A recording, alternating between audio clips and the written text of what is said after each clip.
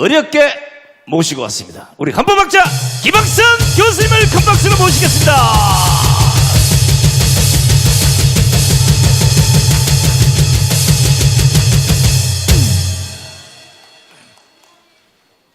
많은 분들이 오셨습니다.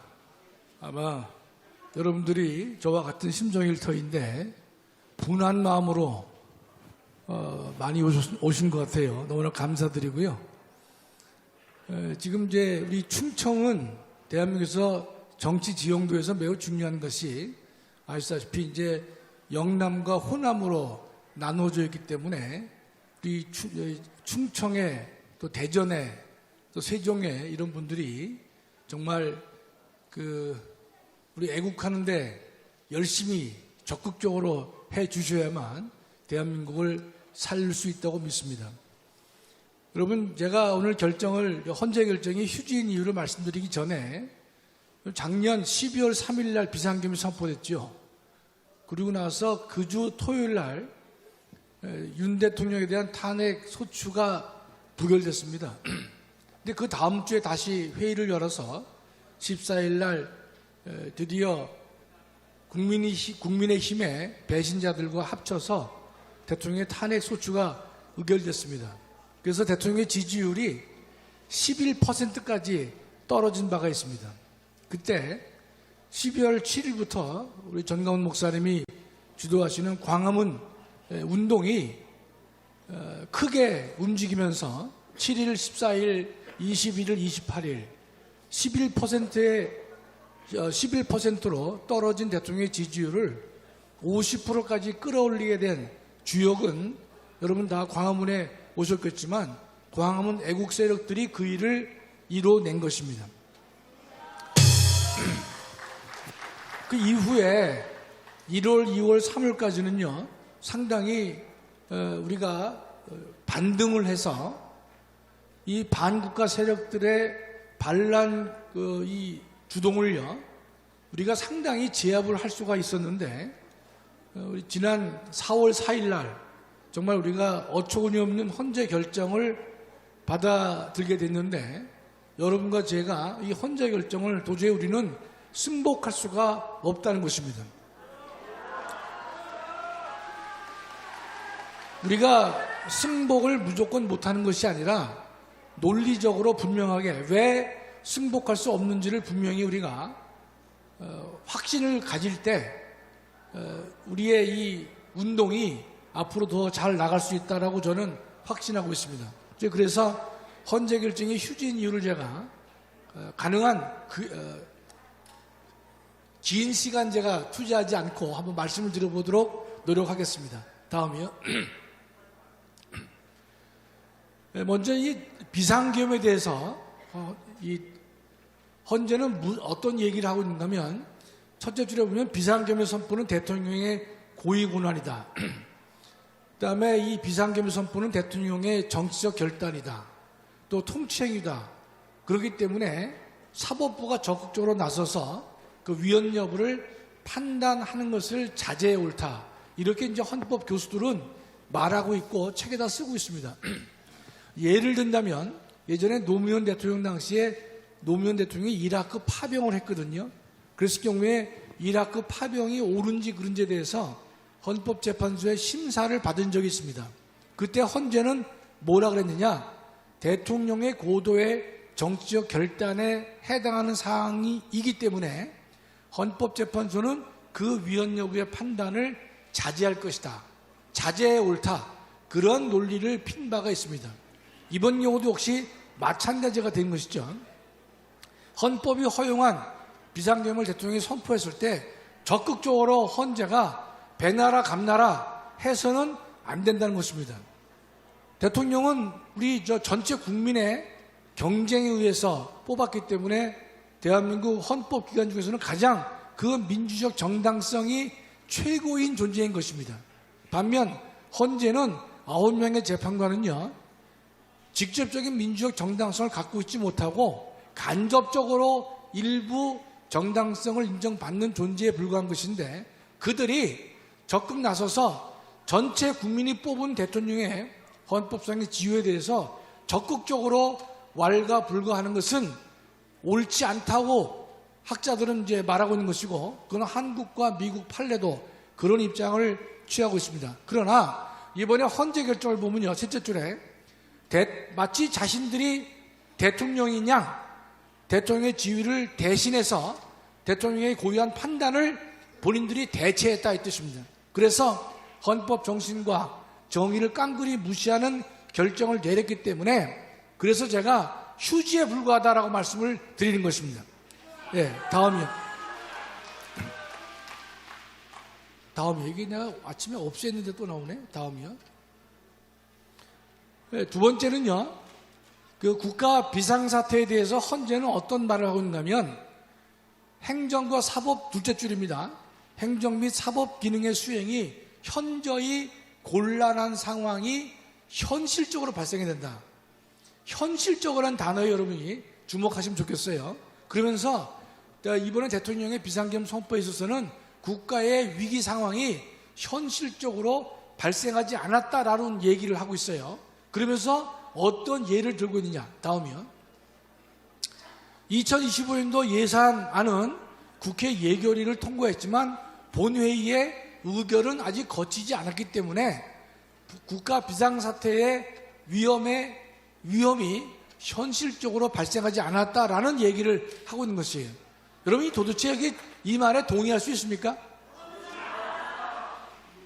지금 민주당이 192석을 가지고 있는 것이고 예결위를 통과했다고 하는 것은 결국 본회의 통과는 거의 형식적인 절차에 불과한 것인데, 아직 그 예산안이 통과되지 않았기 때문에 지금 이제 예산농단이 없었다, 이런 얘기를 하고 있는 것이에요.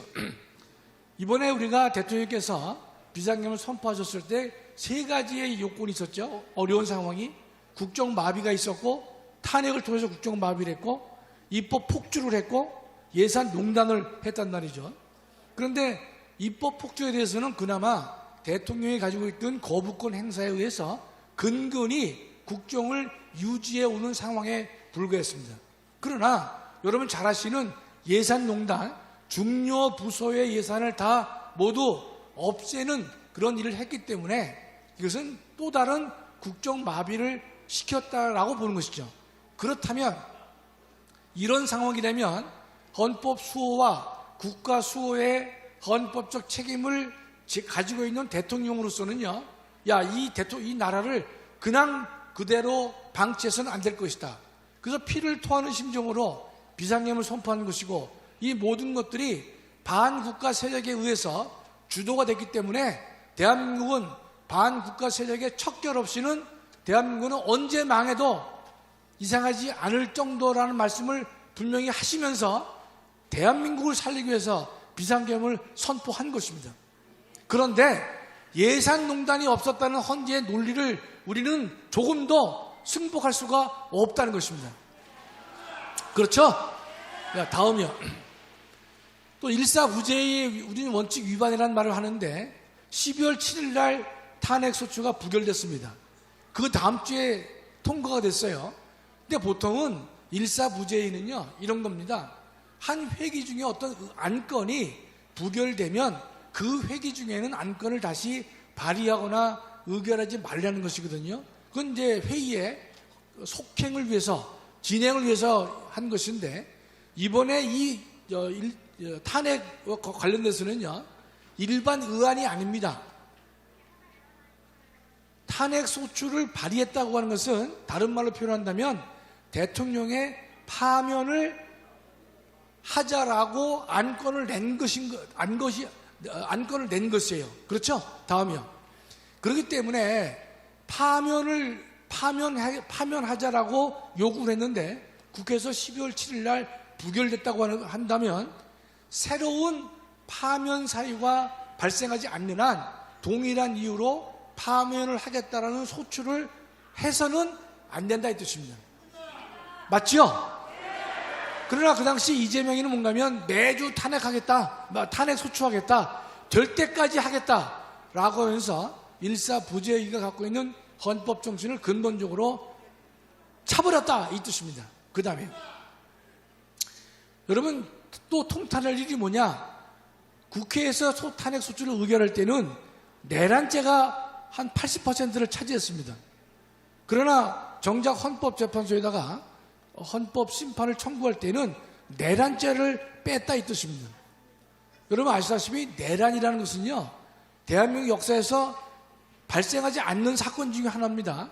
다수가 국헌 문란을 위해서, 즉 이 대통령을 끌어내리고 새로운 힘을 갖기 위해서 폭동을 일으키는 것이 내란인데, 대통령의 이 비상계엄을 무조건 내란이라고 몰아붙이고 12월 7일 날 안 됐고 14일 날 통과를 시켰다 이런 뜻이죠.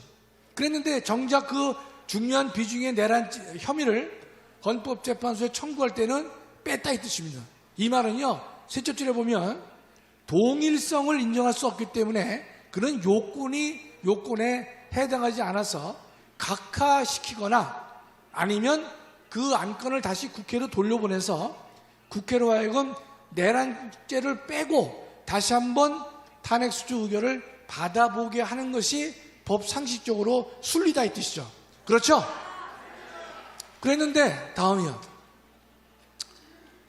이 헌재는 그런 것을 받아들이지 않았기 때문에 제가 세 줄에 법치에 대한 사망 선고다 이렇게 말씀드렸는데, 우리가 이 근본 헌재 결정이 왜 휴지에 불과한 이유를 우리가 정확히 알 수가 있는 것입니다. 다음이요.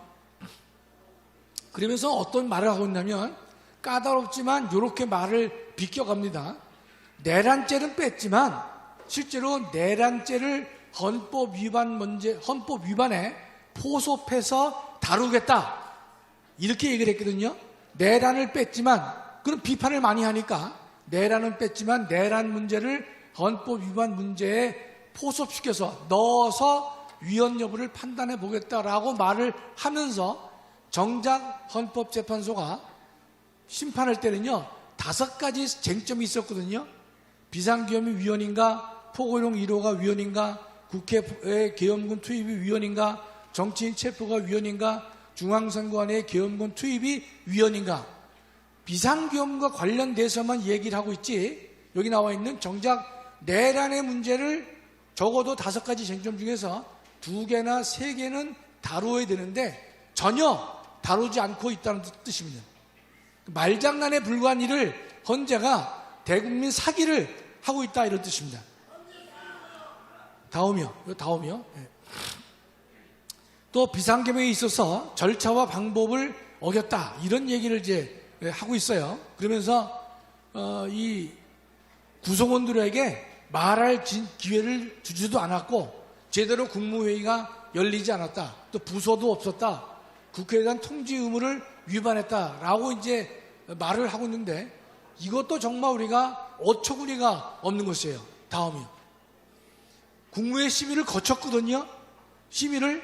그래서 우리 이상민 장관은 뭐라 했냐면, 그 야밤에 대통령은 다른 국무위원이 올 때까지, 즉 정족수를 충족할 때까지 대통령은 기다렸다고 얘기를 하고 있는 것이에요. 이상민 장관이. 그 말은 비록 통상의 국무회의와는 성격을 좀 달리한다 하더라도 국무회의라고 하는 요건을 충족하기 위해서 대통령은 정족수가 될 때까지 기다렸다고 하는 것은요, 국무회의 심의를 거쳤다고 우리가 봐야 될 것입니다.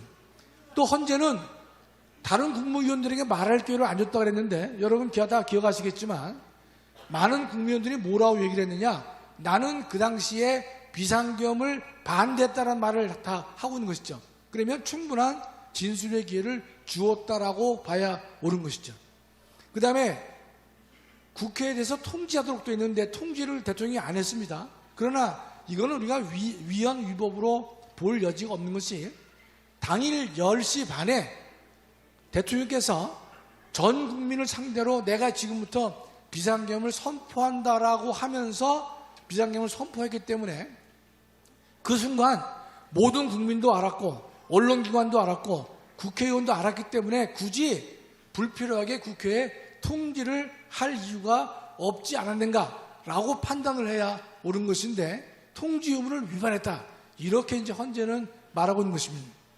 여러분 연세 드신 분들이는 기억하시겠지만, 통상의 비상계엄은요, 비상계엄을 한다라고 해서 비상계엄을 하는 예는 국내는 물론 외국에도 그런 사태는 없습니다.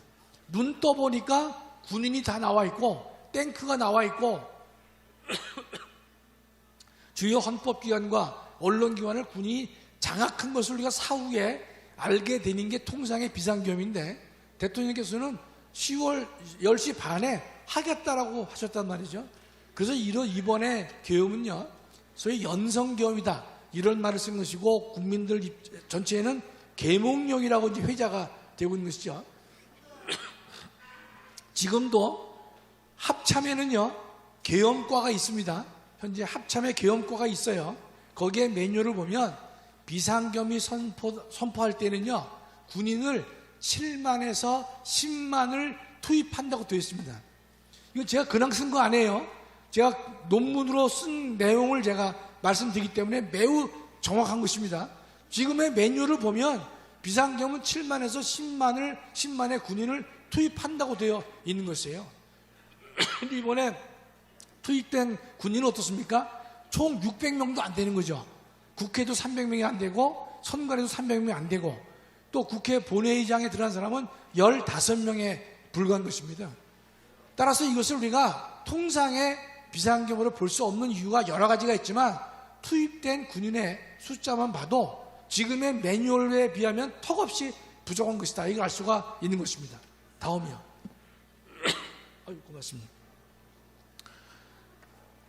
다 아시다시피 곽종군의 이 회유 또 오염된 진술을 헌재가 받아들이고 있어요. 여러분 이 곽종군이는 아시겠지만 헌법재판소 법정에서 증언할 때에도 말을 바꾼 인간입니다. 정청래가 물어볼 때 누구였느냐? 그러니까 국회의원이라고 얘기를 했어요. 그러나 정영식이 물어볼 때는 아니다. 요인이라고 얘기를 했어요. 이런 발언을 우리가 인정할 수 있을까요? 이건 받아들일 수가 없는 것이에요. 통상에 우리가 개인과 개인 사이에 만나서도 이렇게 얘기를 하면 멱살 잡고 싸울 수밖에 없는 상황인데 이런 곽종군의 얘기를 갖다 받아들인단 말이죠. 셋째 줄에 다 아시다시피 박범계 부승차이 이 곽종군을 회유해가지고 공익신고자로 만들어주겠다라고 한 것이죠. TV조선에서 뭐는가 하면 이 곽종군이 자기 친구하고 전날 얘기한 통화 내용이 다 우리 공개가 됐죠. 그래서 곽종군이 뭐라 했냐면 내가 나를 내란으로 처벌하려고 한다. 상당히 고민스럽다. 이런 식의 얘기를 다 드러났는데 이 곽종군의 오염된 진술을 그대로 헌재가 받아들였다고 하는 것은요. 이번 헌재 결정이 너무나 근거가 없는 것이다. 한마디로 휴지다라고 말씀을 드릴 수가 있는 것이. 자, 두 번째는 홍장원의 다음이요. 홍장원의 그 거짓인데 여러분 이번 그 헌재가 증인신문을 할 때 딱 90분밖에 안 줬습니다. 90분. 양쪽 측에 합쳐서. 그랬는데 이 홍장원은 2번이나 증인을 불렀습니다. 너무나 어이가 없으니까 2번이나 헌재가 불렀죠. 홍장원의 메모 역시 조작된 것이고 필적 감정을 해보자라고 대통령 측에서 신청했는데 헌재가 단칼에 거절했습니다. 거기에는 박선원이가 가필됐다라고 우리가 얘기를 하고 있는데 우리가 지금 우리 이동호 장로가요 박선원이 측에서 고소 고발을 했어요. 허위라고. 그래서 이제 오늘도 아마 이 집회 끝난 다음에 경찰서에 가서 진술을 할 것으로 보이는데 이동호 장로는 뭐가 기분 나쁜 거면 곽선원이 그놈이 직접 고소 고발을 하지 왜 자기 보좌관 시켜서 했느냐 말이죠. 그 동급끼리 싸워야 되는데 보좌관을 시켜서 하기 때문에 저 치사한 인간이다 얘기를 했는데요. 자, 이런 불법은 이런 판결은요 정말로 대한민국에서 부끄러운 판결이 아닐 수가 없는 것이 쓰레기통에 넣어야 마땅한 판결이 되는 것입니다. 다음이요.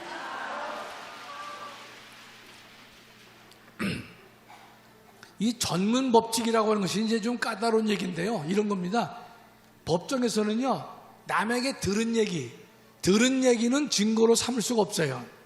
본인이 직접 한 얘기만 증거로 삼습니다. 이거는 뭐 형사소송법의 대원칙이에요. 예외를 두면 안 됩니다. 그러면 여기서 말하는 건 뭔가면 수많은 경찰과 검찰의 수사 기록이 있지 않습니까? 수사 기록을 갖다가 그대로 쓰면 안 돼요. 왜냐면 다 전문 증거가 되기 때문에. 그때 누가 무슨 말을 했다라고 하면 그 사람을 불러서 헌재 법정에서 직접 이야기를 청취해야 되는데 그런 거 하지 않고 했어요.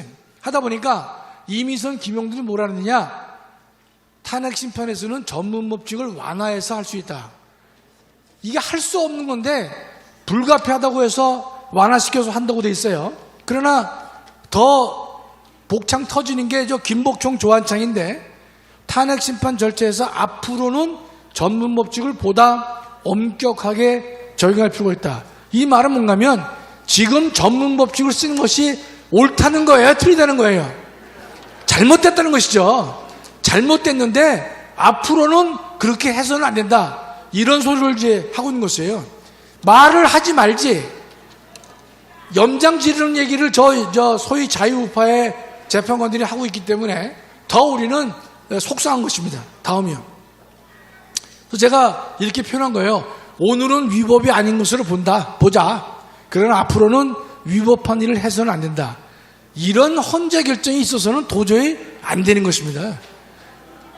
분명히 아니면 이번에 쓸 수가 없다라고 가야 할 것인데, 헌재가 참 이 정의에 눈을 감고 참 외면하고 있는 것인데 좀 마음이 아프죠. 또 김복총, 조한창 앞으로는 해서는 안 된다, 그런 말을 하니까 알련히 죽지가 되는 것이죠. 저희 뭐 알련히 죽지는 의사들이 제일 싫어하는 말이에요. 아프면 병원에 와야 되는데 난 죽으면 죽었지 병원에 안 가겠다, 이제 이런 뜻인데, 제가 그냥 시간이 없지만 간단히 유머를 말씀드리면, 저 의사가 싫어하잖아요. 치과 의사가 싫어하는 게 뭔지 아세요? 이가 없으면 잇몸으로 살지. 산부인과 의사는요, 무자식이 상팔자다. 그 다음에 한의사가 싫어하는 사람은 밥이 보약이다, 이렇게. 학원 강사가 제일 싫어하는 것은 뭐냐? 하나를 가르치면 열을 아는 학생이에요. 자, 다음 보겠습니다. 그다음에 또 이 헌재 두 번째 쟁점은 포고령 1호가 위헌이라고 이제 하는데요. 이 포고령 1호를 보면 국회와 정당의 정치 활동을 금지한다고 되어 있습니다. 이 문장을 그냥 보면요, 이건 잘못된 것으로 보여요. 그렇죠? 국회의 정치 활동을 금지하고 정당의 활동을 금지한다는 말은 국회의 정치 활동을 금지한다고 하니까 계엄 해제 요구권까지도 못하게 한 것 아니냐, 이런 의구심이 들 수가 있단 말이죠. 그러나 다음이요.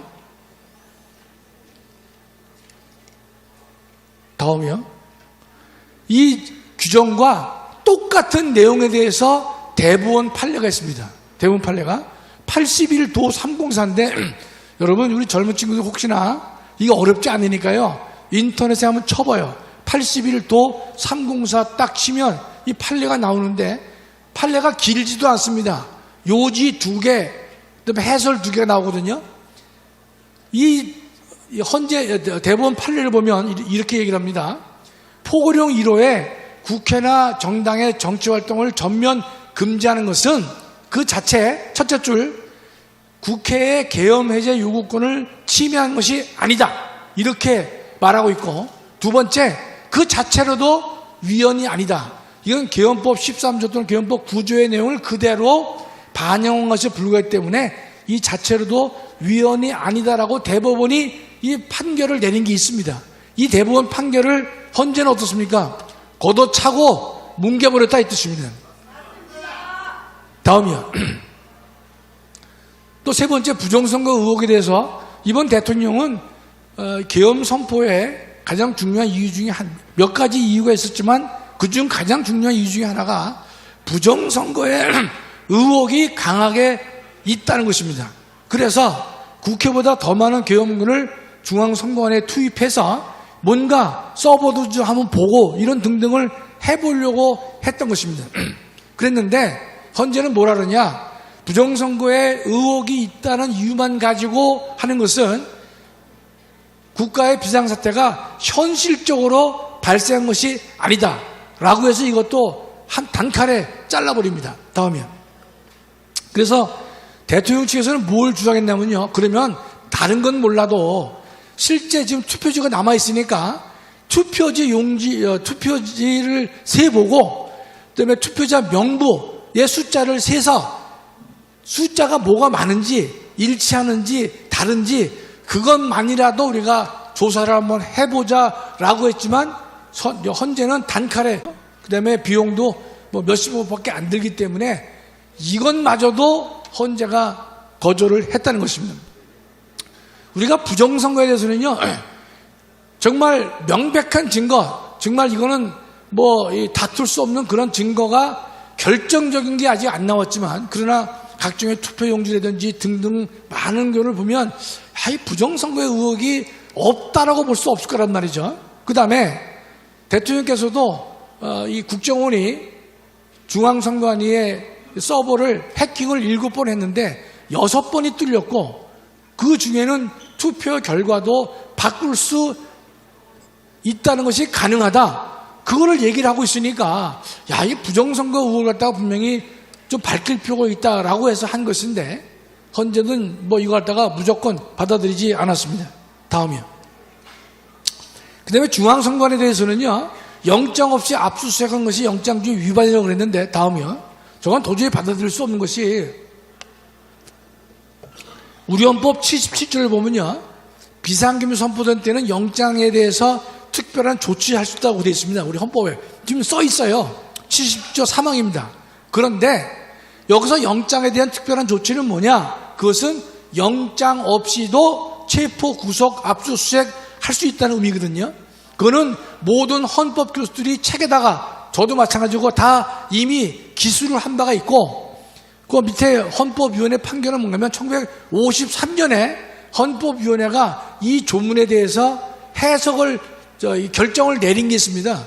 그 영장주의 원칙을 배제하는 것이다 그랬는데, 이 헌법재판소는요 노골적으로 중앙선관위의 이 압수수색을 영장 없이 한 것을 영장주의 위반이라고 얘기를 하고 있는 것이에요. 저는 정말로 대한민국 헌법조를 이 8인간 머리에다가 확 던져주고자 싶은 심정이에요. 니네 인마 77조 3항도 모르냐 말이죠. 도저히 받아들일 수가 없는 것이에요. 다음이요.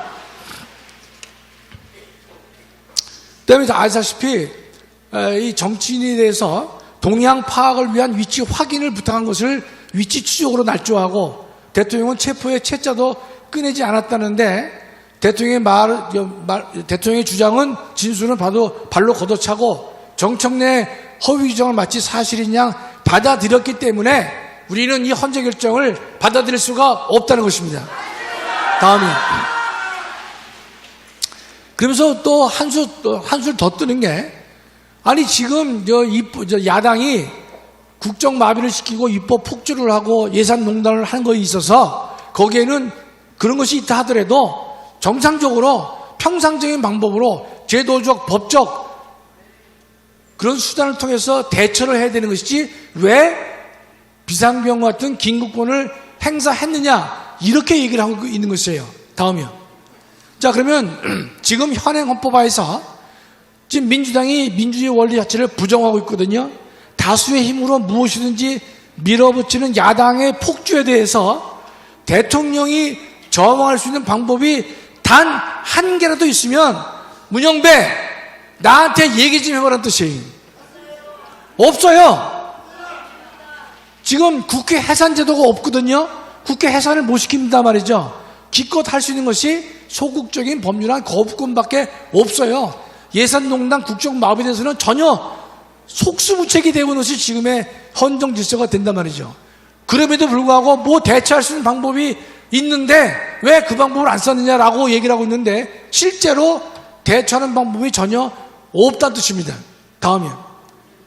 그러면 대통령으로서는요 헌법상 헌법 수호의 의무가 있고 국가 수호의 의무가 있는 대통령으로서는요 막중한 책임을 느끼고 있는 것이에요. 국정 마비가 되고 있고 반국가 세력에 의해서 나라가 다 점령되고 있고, 언제 망해도 이상하지 않을 정도로 대한민국이 무너져 내렸는데 국민들은 의식이 없고 야당은 폭주하고 있단 말이죠. 그렇다면 헌법이 대통령에게 허용한 자구책, 그것이 뭐냐? 비상계엄밖에 없는 것이에요.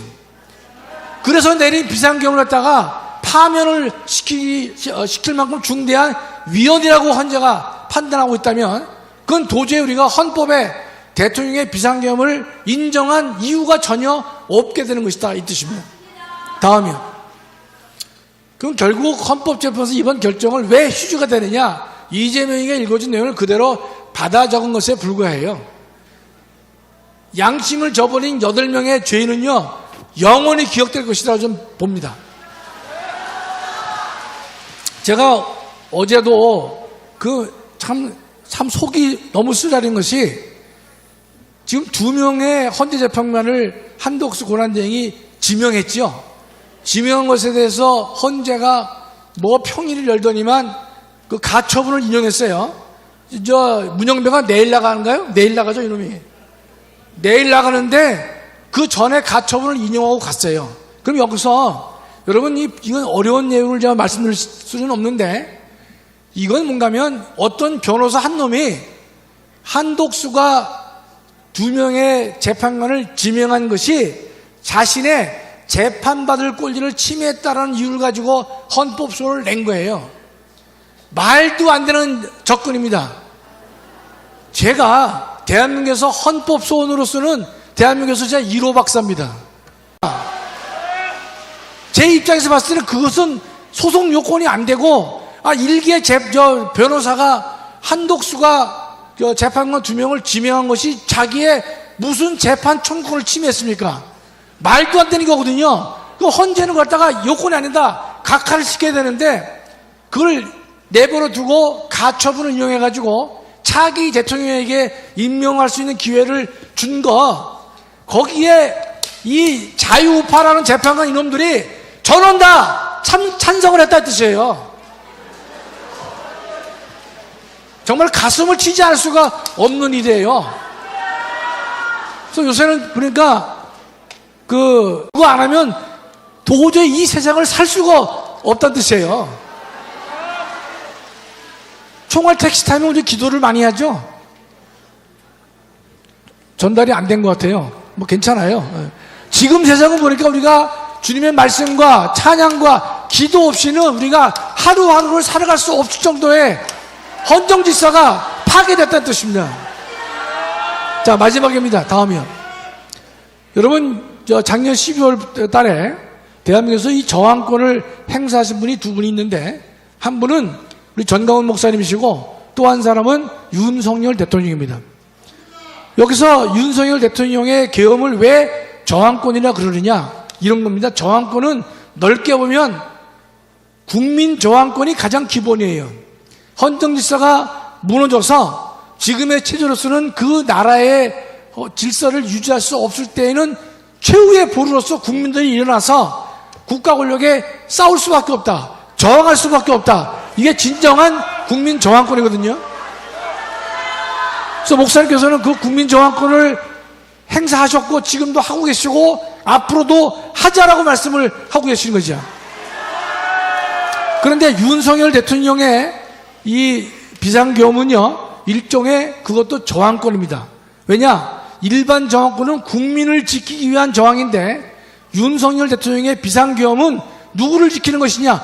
국가를 지키기 위해서 대통령이 국가 원수가 저항한 것이에요. 그러니까 여러분, 우리 목사님께서 이번 주에도 전국을 다니셨잖아요. 그러면서 우리가 우리 광화문에서 1000만이 모여서 서명하자, 1000만이 모여서 저항하자 하시는데, 1000만 서명의 본질은 1000만 저항에 있는 것이죠. 우리가 지금의 사태를 침묵할 수 없고 외면할 수 없고 이 분한 마음을 그대로 삭힐 수가 없지 않습니까? 그렇다면 우리가 모여서 우리의 의지를 강하게 표출하는 것이 중요할 것이다. 그래서 이번 토요일에 우리 혼자만 오시면 안 되는 것이고, 많은 분들을 데리고 와서 우리의 1000만 저항을 계속해서 유지해야 될 것이다, 이 뜻입니다. 그럴 경우, 그럴 때 이번에 50 며칠밖에 안 남은 이 민주당 이 반국가 세력이 대한민국을 장악해서는 안 되는 것이죠. 마지막으로요, 여러분, 헌법의 권력 분립은요, 삼권 분립이란 말을 하지만 더 정확하게는 이권 분립이 핵심이에요. 집행부와 입법부는 하나가 돼서는 결코 안 된다는 것이에요. 입법과 집행이 하나가 되는 순간 그것은 북한의 김정은 체제와 다를 바 없는 것이고 히틀러의 독재와 전혀 다르지 않다는 뜻이에요. 따라서 이번에 천만 저항을 통해서 입법부와 집행부가 하나가 되는 일은 절대로 있어서는 안 되기 때문에 목숨 걸고 이것을 막아야 될 것이다 생각합니다. 감사합니다. 네, 수고하셨습니다.